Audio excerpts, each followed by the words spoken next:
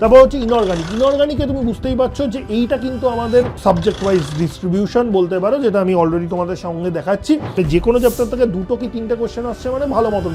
Hydrocarbon chapter তো আছে, aldehyde, ketone, carboxylic acid, electrochemistry, তো কোথা থেকে কতটা কি কোশ্চেন আসতে পারে অন অ্যান অ্যাভারেজ কম পড়ে আর কি তুমি বেশি নাম্বার স্কোর করতে পারো। Hello guys, welcome back to PW Bangla. তো নিয়ে চলে এসছি তো অন ইয়োর ডিমান্ড তোমাদের যে জিনিসটা তোমরা সব থেকে বেশি জানতে চাও, যে স্যার WBJের জন্য মোস্ট ইম্পর্টেন্ট টপিকস বলুন, কোনখান থেকে পড়বো, কি পড়বো, বা মোস্ট ইম্পর্টেন্ট টপিকসগুলো বলুন যেখান থেকে কোয়েশ্চেন আসবে, ঠিক আছে, এবং যাতে ভালো স্কোর করতে পারি।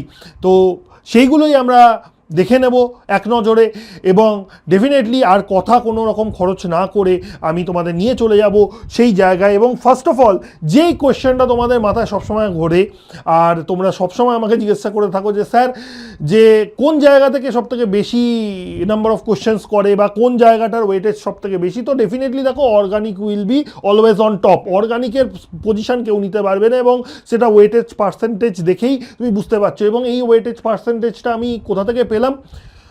অবশ্যই PYQ কোয়েশ্চেন্স থেকে। তুমি যদি দেখে নাও যে কোনো বছরের কোয়েশ্চেন তুমি যদি ধরে নাও, তাহলে অন অ্যান অ্যাভারেজ এই রেশিওটা বা এই পার্সেন্টেজটাই কিন্তু মেনটেন হচ্ছে। এবার 2 নম্বর পজিশনটাকে নিয়ে কিন্তু অ্যাকচুয়ালি ফিজিক্যাল এবং ইনঅর্গানিকের মধ্যে একটু মারামারি বা কামড়াকামড়ি হয়।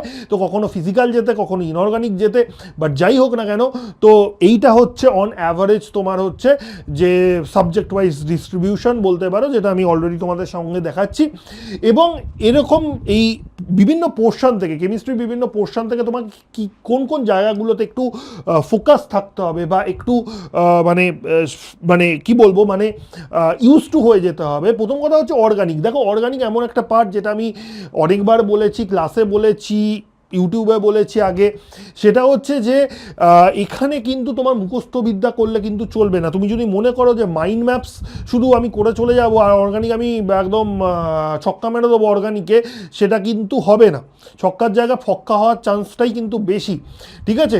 হ্যাঁ, তবে এটা নয় যে মাইন্ড ম্যাপস তোমায় একদম হেল্প করবে না। মাইন্ড ম্যাপস ডেফিনেটলি তোমাকে হেল্প করবে, কিন্তু তার আগে যে মেকানিজমস, ঠিক আছে, বা নেম রিয়াকশনসগুলো কিন্তু তোমাকে ভালো করে বুঝতে হবে, জানতে হবে। শুধু ওপর দিয়ে পড়লে কিন্তু চলবে না, তুমি অর্গানিকে কখনোই ভালো স্কোর করতে পারবে না, ঠিক আছে। এবং অর্গানিকে যেহেতু ওয়েটেজ সর্বোচ্চ, তার মানে তুমি বুঝতেই পারছো আমি কি বলতে চাইছি, যে অর্গানিক ছাড়লে বা সেই জায়গাটা কভার না করলে তোমার কিন্তু কপালে দুঃখ রয়েছে, ঠিক আছে। এবার আসি ফিজিক্যাল কেমিস্ট্রি ডেফিনেটলি ফিজিক্যাল নামের মধ্যেই ফিজিক্স কথাটা বা ফিজিক্যাল এই কথাটা রয়েছে, তার মানে এখানে অঙ্ক তো থাকবেই, এবং ডেফিনেটলি এখানে থিওরিটিক্যাল কোয়েশ্চেন্সের থেকে তোমাদের নিউমেরিক্যাল কোয়েশ্চেন সলভ করাটা বেশি প্রয়োজন, ঠিক আছে। ইনঅর্গানিকে আমরা যদি দেখি তাহলে এই জায়গাটা কিন্তু হচ্ছে ফ্রি স্কোরিং মিনস মানে এখানে হচ্ছে না তোমার সময় খুব একটা লাগবে। তুমি যদি জানো, তুমি যদি মুখস্থ বিদ্যা বা কিছু কিছু জায়গা তুমি জানো যে ইনঅর্গানিক পুরোটাই বোঝার নয়, কিছু কিছু জায়গায় ইনফ্যাক্ট সত্যিই রয়েছে, যেমন কোয়ালিটেটিভ অ্যানালিসিস বা P ব্লক, এই চ্যাপ্টারগুলো, তো এখানে কিন্তু কিছু কিছু জায়গায় বা অনেক জায়গায় কিন্তু মুখস্থ বিদ্যাটা বা মেমোরাইজেশন পাওয়ারটা কিন্তু লাগে।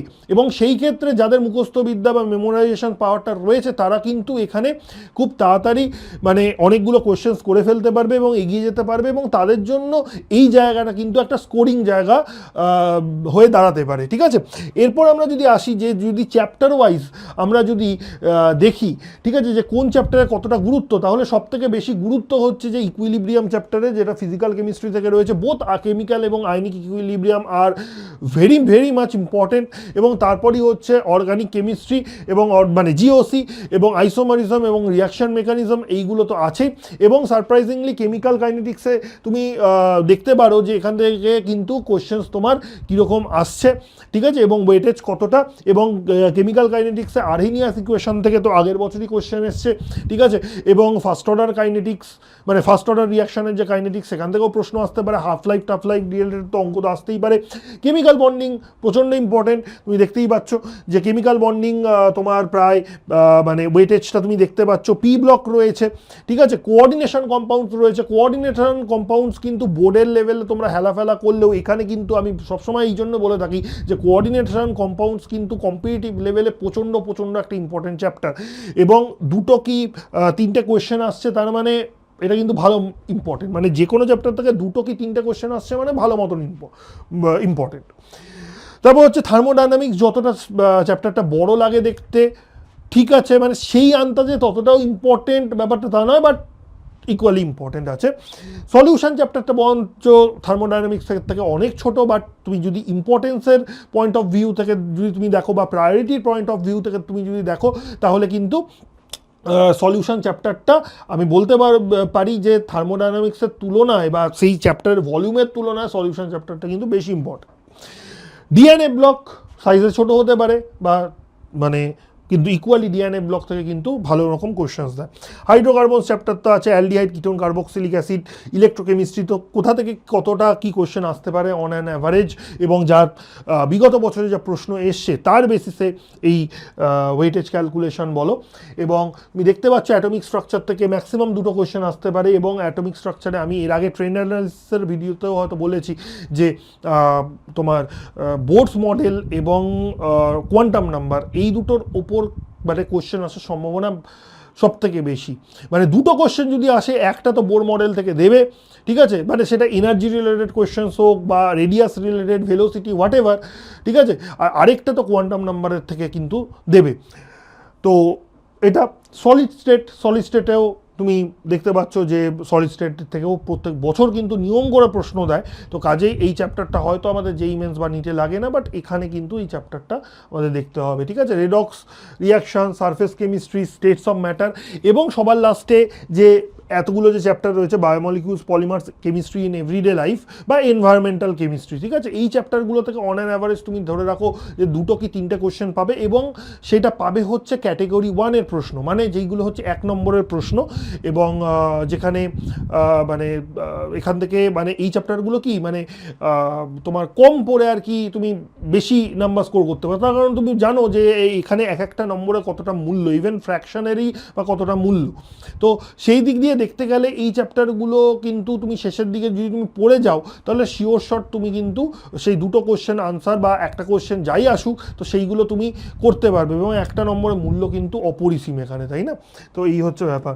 তো যাই হোক, এবার ব্যাপার হচ্ছে যে এখানে আমরা যদি দেখি যে কোন কোন জায়গাগুলো আমাদের একটু দেখতে হবে এই হাই ওয়েটের চ্যাপ্টার্সগুলো থেকে, তাহলে ইকুইলিব্রিয়ামে solubility product, pH of the buffer solution, Le Chatelier's principle, chemical kinetics থেকে সেই Arrhenius equation, first order kinetics, half life, এইগুলো। জিওসি থেকে হচ্ছে তোমার এই ওজোনোলিসিস বা বিভিন্ন ইন্টারমিডিয়েটের যে স্টেবিলিটি অর্ডার বা মেসোমারিক বা ইন্ডাকটিভ এফেক্টস মানে ইলেকট্রনিক এফেক্ট, সেইখান থেকে প্রশ্ন হতে পারে, বা সেই এফেক্টগুলো রিলেটেড কোয়েশ্চেন্স হতে পারে, মানে অ্যাপ্লিকেশনস আসতে পারে।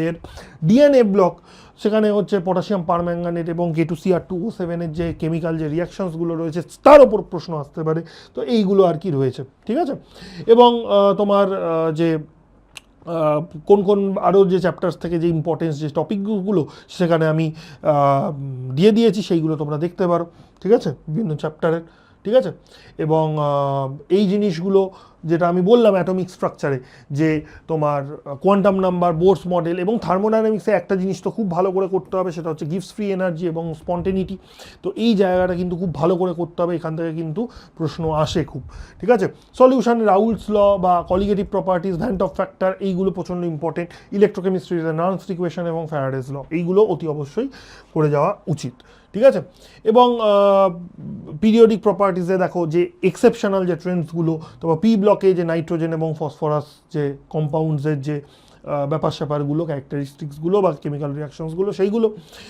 অর্গানিক কেমিস্ট্রি তো আমি বারবার করে বললাম যে নেম, রিয়াকশন, মেকানিজমস, এইগুলো ভালো করে করতে হবে, এবং কিছু কিছু রিয়াকশনস আছে Markovnikov of addition, anti Markovnikov of addition, ozonolysis, তো এইগুলো খুব ভালো করে পড়বে। এবং বায়োমলিকিউলস এবং পলিমার্সের মতন চ্যাপ্টার থেকে যেটা আমি বললাম যে খুব কম পড়ে খুব সহজেই একটা কি 2টো কোশ্চেনের আনসার দিয়ে দেওয়া যায়, তো সেক্ষেত্রে আমরা বলতে পারি যে ওভারঅল মানে এই চ্যাপ্টারগুলো তুমি যদি শেষের দিকে পড়ে যাও, তাহলে তোমার ক্ষেত্রে কিন্তু খুবই বেনিফিশিয়াল হতে চলেছে, ঠিক আছে।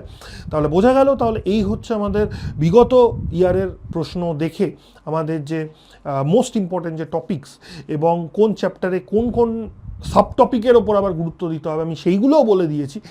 তাহলে সেই টপিকগুলো এবং সাব টপিকগুলো এখন হাতের কাছে যতটা সময় রয়েছে ভালো করে মানে সেই সময়টাকে ইউটিলাইজ করে চেষ্টা করো সেই টপিকগুলো বা সাব টপিকসগুলোকে মানে ইমপ্রুভ করার জন্য, ঠিক আছে। তো till then guys, thank you so much for watching, এবং দেখা হবে তোমাদের সঙ্গে খুব তাড়াতাড়ি কোনো লাইভ সেশনে। তো টিল দেন সবাই ভালো থেকো, সুস্থ থেকো, এবং চললাম গাইজ।